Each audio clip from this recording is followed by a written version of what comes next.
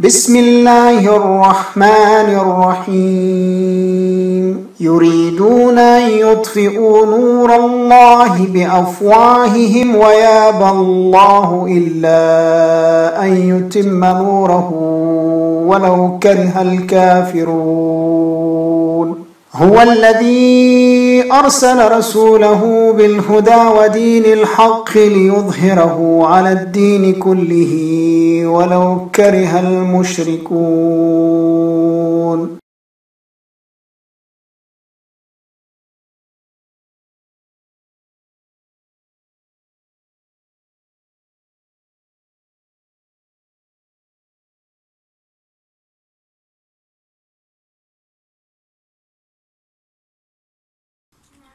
السلام عليك يا مولاي يا حسن بن المجتبى السلام عليك يا مولاي يا صاحب الزمان الحمان فتنة الزمان. Ô imam du temps, nous te présentons les condoléances pour le martyr de ton grand-père, l'imam al-Mujtaba alayhi salam.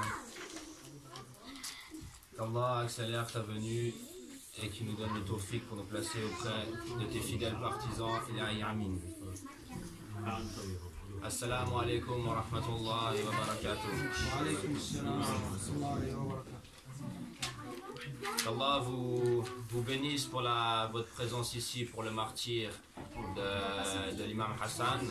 Mashallah, on est quand même nombreux ce soir pour honorer et faire le dhikr de l'imam Hassan, se rappeler de lui et de ses souffrances. C'est un point très important. Parce que on a les 1001 hadiths, on dit l'imam Hussein, celui qui pleure sur l'imam Hussein, etc. Il y en a des quantités. On a aussi un hadith du prophète Mohammed sallallahu alayhi wa alihi,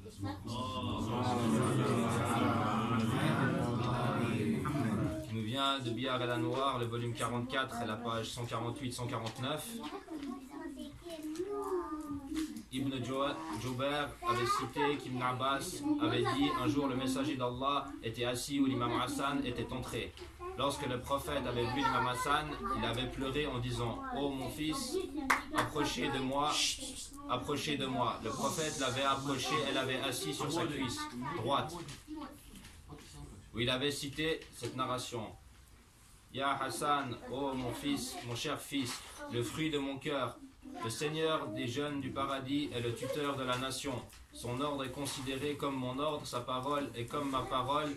Celui qui le suit me suit, celui qui lui désobéit n'est pas des miens. » Le messager d'Allah sallallahu alayhi wa alihi avait ajouté en disant « En voyant Al-Hassan, je me suis souvenu l'humiliation qu'il aurait à envisager plus tard. Après moi, Al-Hassan aurait subi des désastres et il serait tué injustement par un poison où les anges auraient pleuré pour sa mort et toute créature aurait pleuré sur lui, même les oiseaux dans le ciel et les poissons dans les mers. » Le prophète a ajouté aussi « Celui qui pleure pour lui, il serait jamais aveugle, et celui qui s'attriste pour lui ne serait jamais triste dans sa vie. Et celui qui visite sa tombe, ses pieds seront stables le jour de Sirat, au jour de la résurrection. » Donc ne pas oublier l'imam Hassan et les souffrances qu'il a traversées. Abu Benin a assez parlé, je pense, de l'imam Hassan, donc on ne va pas tarder sur le sujet. Mais c'est très important de ne pas l'oublier et la valeur qu'il a eue et que sans lui, comme d'ailleurs tous les autres imams, tout le monde aurait pu être à Kerbala, tous les imams, je veux dire, auraient pu être à Kerbala, tout le monde aurait eu la capacité de faire ce que l'imam Hussein a fait, mais l'imam Hussein a été choisi par Allah et tous les autres imams étaient tout aussi braves et de valeureux combattants que lui. أعوذ بالله السميع العليم من الشيطان اللعين الرجيم بسم الله الرحمن الرحيم. Ô vous les croyants, entrez pleinement dans l'islam. Fi al-silm. Ne suivez pas les voies du diable, car il est certes pour vous un ennemi déclaré. Surat al-Baqarah, verset 208. Donc pour expliquer ce verset par les hadiths de Ahlul Bayt, alayhim salam, On a une narration donc, qui vient de Usul al-Kafi, volume 1, page 121. Non, volume 3 et page 105 de la version française. Qui nous est narré de la part d'Abu Jafar, l'imam Bakir alayhi salam, qui avait déclaré au sujet les paroles d'Allah, à lui la puissance et la majesté. Ô vous qui avez cru, entrez parfaitement dans l'islam, ne suivez pas les points de Satan, car certes, il est pour vous un ennemi déclaré. Il dit, ceci signifie entrer pleinement dans la wilaya. Et dans une autre narration qui prolonge l'explication, qui est dans Tafsir al-Ayashi au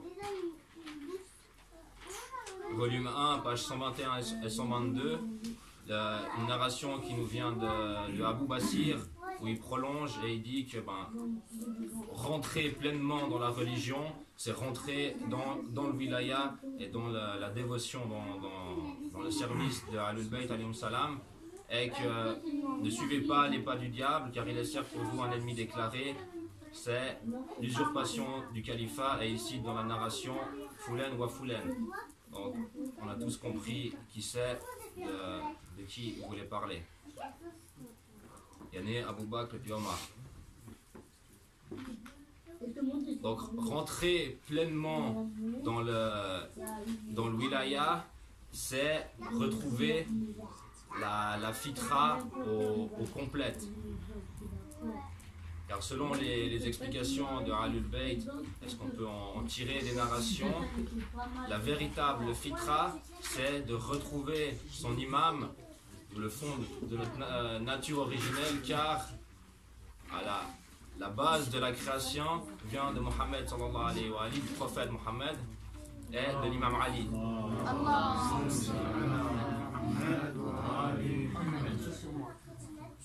Et justement retrouver cette allégeance et retrouver notre imam du temps, ou pour les époques antérieures, le prophète qui était dans l'époque antérieure, c'est vraiment retrouver sa nature originelle et justement notre fitra. Et c'est la même chose quand on met un verset du Coran qui parle de cela. Quand on rentre de ce monde, on atteste, on prend la charge de respecter d'attester de la ilaha illallah, Muhammad Rasulullah et Ali Waliyullah, et de la bay'a qu'on a à l'imam du temps. Les gens qui sont nés à l'époque de l'imam Mehdi, quand ils sont venus au monde, ils ont attesté de cela, mais sur terre, ce n'est pas forcément le cas. Et retrouver la nature originelle, la fitra, c'est retrouver notre imam et concrétiser cette retrouvaille, c'est faire des actes qui vont dans le sens de Ahlul Bayt alayhim salam et de travailler dans ce chemin, enfin de valider notre pacte de la wilaya en faisant des actions qui sont en accord avec Ahlul Bayt alayhim salam. Pour parler de cela, on va parler de Salman al-Muhammadi alayhi salam. Comme c'était le 8 Safar, c'était le jour de son martyr. Donc il est rapporté par son éminence Shir Abu Jafar al-Tusi, qu'Allah lui fasse miséricorde, dans son livre Al-Amali, selon Mansour ben Bazjar, déclarant: j'ai demandé à Abu Abdillah, l'imam Sadiq alayhi salam, ô mon maître, j'entends souvent citer Salman. L'imam répondit: ne dis pas Salman, mais dis plutôt Al-Muhammadi. Connais-tu la raison de le citer souvent? Je répondis non. L'imam reprit: en raison de 3 vertus. La première est le fait de privilégier, ça c'est la plus importante, de privilégier la volonté d'Amir al-Mu'minin alayhi salam à sa propre volonté. Donc Salman, avant de faire quelque chose, son principal souci c'était l'imam Ali alayhi salam. Qu'est-ce que l'imam pensait, qu'est-ce que l'imam Ali voulait, et l'imam Salman alayhi salam, il faisait ses choix, il avançait dans sa vie selon ce que l'imam voulait. Le deuxième est son amour pour les pauvres et les fréquentations qu'il faisait avec eux, et préférait aux riches et aux puissants. Ainsi la troisième, son amour pour la science et les savants. Salman était un serviteur vertueux, pur croyant musulman, il n'était pas au nombre des polythéistes. c'est la fin de la narration qui est intéressante. Parce qu'on se dit, bon, on est musulmans, donc on n'est pas des polythéistes. Mais il y a un tas d'actions comme le fait de ne pas obéir à son imam, de s'opposer à l'imam du temps ou faire des choses qui sont en contradiction avec ce qui est voulu, ou placer des gens avant l'imam, l'imam Mehdi actuellement, revient à commettre une sorte de polythéisme.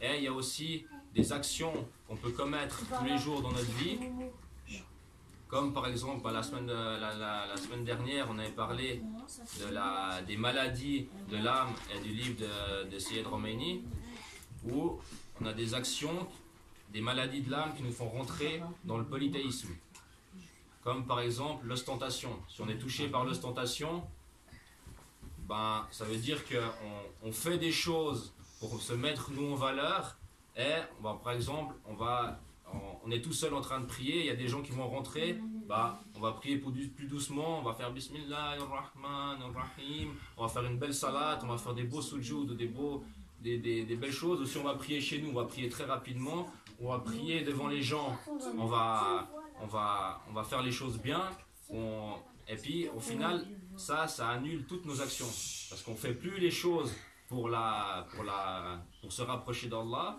avec d'obtenir la satisfaction, mais on fait les choses pour se montrer. Et ça, c'est extrêmement dangereux, car on peut tous être à des petits moments touchés par ce genre de maladie. Et en fait, c'est très grave, parce qu'on n'est plus en train de faire la prière pour Allah, c'est comme si on était en train de prier devant une statue, mais on prie pour nous-mêmes, en réalité. Donc c'est des pièges qui sont cachés et qui peuvent nous coûter très cher le jour du jugement. Justement, ces maladies-là, dans son livre Les 40 hadiths, il nous met en garde comme le traitement de cette maladie. Quand on voit des signes qui viennent sur une de ces choses-là qu'on peut être touché, des maladies de l'âme ou des waswas ou n'importe quoi, c'est des choses qui doivent être traitées directement. Car si on laisse, c'est comme on a un bras pourri, après il va gangréner, puis au bout d'un moment il faut couper tout le bras. C'est des choses qu'il faut soigner tout de suite et être vraiment très très attentif. Et le pire, c'est qu'il ne faut pas se laisser avoir par le diable. Plus tard, je laisse couler, parce que la maladie grandit, et plus, quand on est jeune, c'est facile de se soigner quand on a des maladies de l'âme, mais quand on arrive à l'âge avancé, et puis qu'on devient encore plus vieux, pas gentil ça.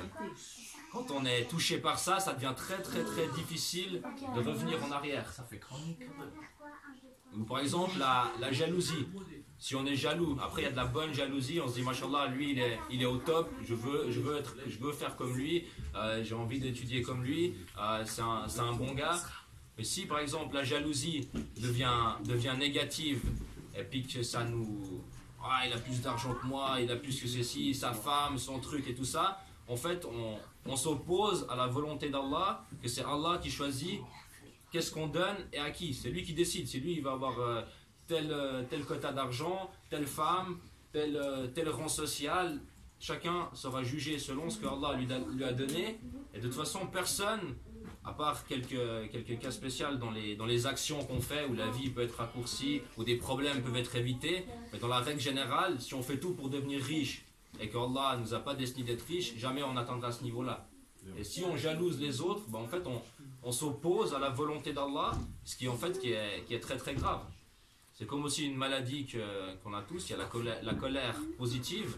Si on est énervé par rapport à une juste raison qui peut être transformée en énergie positive, mais la colère qui peut être extrêmement destructrice et être amenée à des catastrophes très graves.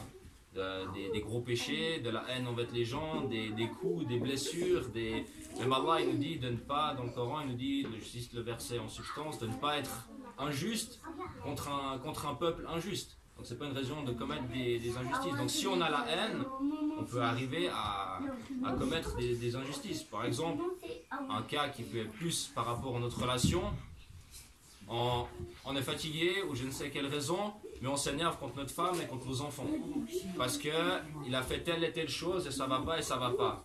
Mais en fait, il y a deux raisons qui peuvent être qu'on a un problème ou que notre enfant ou nos collègues ou l'entourage qu'on a, il se comporte mal avec nous.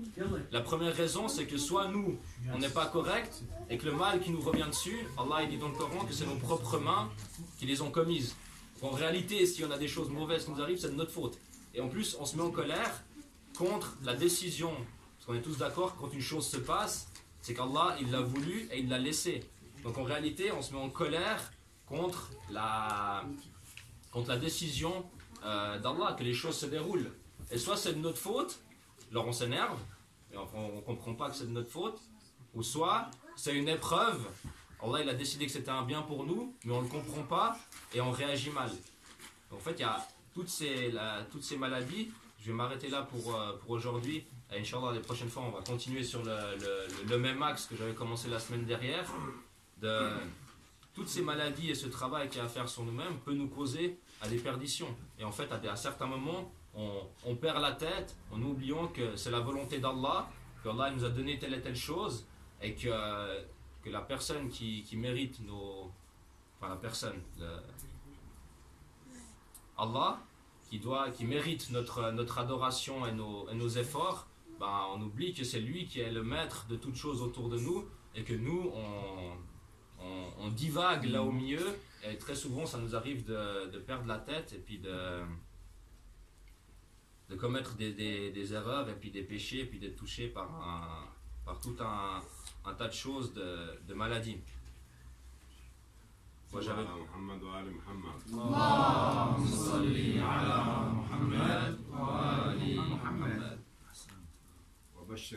Est-ce que tu as parlé de l'enterrement d'Imam Hassan alayhi salam?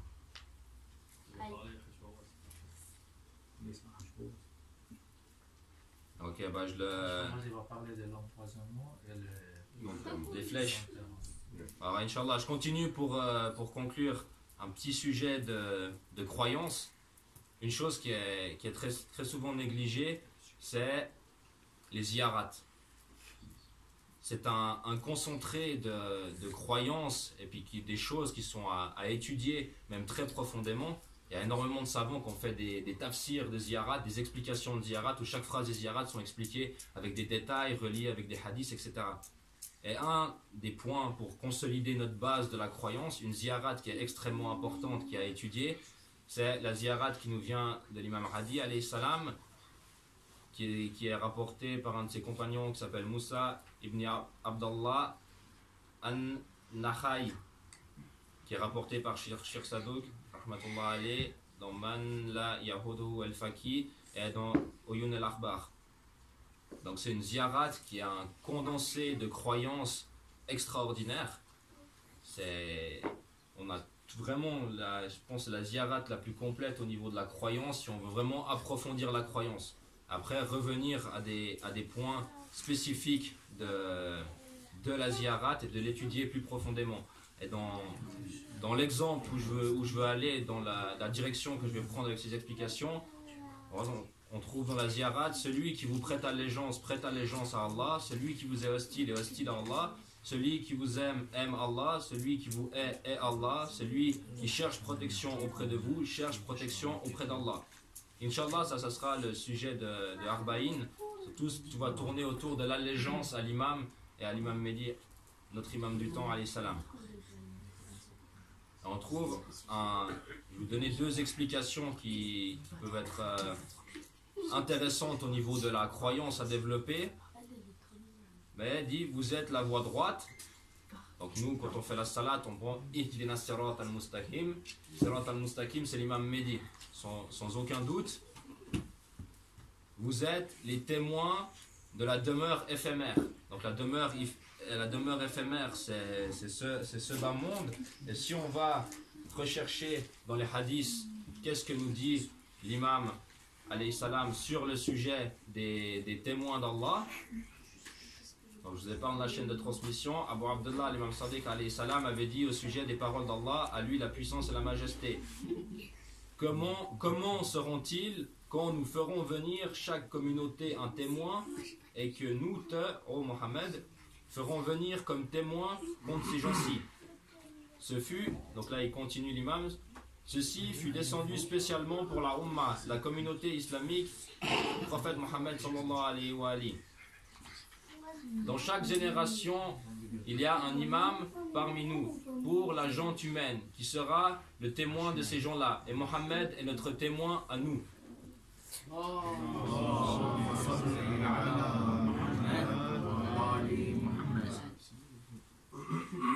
Donc c'est pour dire qu'avec une seule phrase, on pourrait parler du témoignage des imams, du rôle que les imams ont à témoigner sur la terre pendant des heures. On continue la ziyarat, le dépôt sauvegardé est la porte par laquelle les gens seront mis à l'épreuve. Donc la porte de l'épreuve sur la communauté islamique, comme Allah nous le dit dans Surat Al-Ankabut, est ce que les gens pensent qu'on les laissera dire nous sommes croyants sans les éprouver. Et si on revient au tafsir de Ahlul Bayt, quand ce verset il est descendu à la fin de la vie du prophète Mohammed sallallahu alayhi wa alihi, l'épreuve qui est tombée sur la Ummah, c'est l'imam Ali, qui a tout, quand il a fait la déclaration de Khadir Khoum, c'est cette épreuve-là qui nous a séparés à l'heure actuelle, et chacun il a pris son chemin. Celui qui est venu à vous est sauvé, et celui qui ne le fait pas est perdu. Et heureux celui qui s'est allié à vous, est perdu celui qui vous a pris comme ennemi. Et voué à l'échec celui qui s'est désavoué de vous, et est égaré celui qui s'est séparé de vous. Donc là on revient à Surat Al-Fatiha. Qu'est-ce qu'on dit tous les jours? Guide-nous sur le droit chemin, le chemin de ceux que tu as comblés de faveur, non pas de ceux qui ont encouru ta colère. Donc ceux qui ont encouru la colère, c'est ceux qui se sont désavoués de Ahlul Bayt et qui ont mené le combat contre eux. Et ceux qui se sont égarés, c'est ceux qui se sont séparés d'eux. Sans forcément prendre une position contre Ahlul Bayt, mais ils ont pris un chemin un peu mitigé. Ils sont pas pour, ils sont pas contre. C'est pas réellement des opposants. Et grâce à Ahlul Bayt alayhim salam, ainsi nous étions soumis à Allah, à lui, grâce à vous.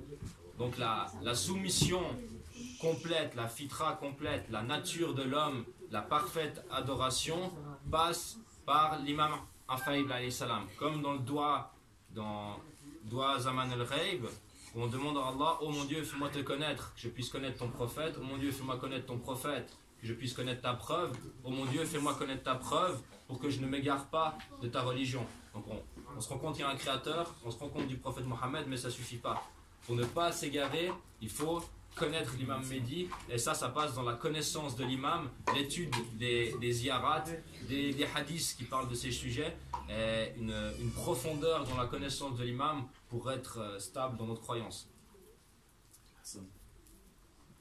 Voilà pour aujourd'hui. Qu'Allah accélère la victoire, la venue de l'imam Mehdi, qu'Allah nous donne le tawfiq pour se préparer, étudier, se réformer et avancer sur son chemin. Qu'Allah nous fasse aimer ce qu'il aime et qu'il nous fasse détester ce qu'il déteste. Et qu'Allah donne la force, la patience, l'endurance et la constance à tous, et surtout à ceux qui souffrent et qui sont dans la difficulté. Bihaq az-Zara, Allahumma salli ala Muhammad wa ali Muhammad. Allahumma salli ala Muhammad wa ali Muhammad.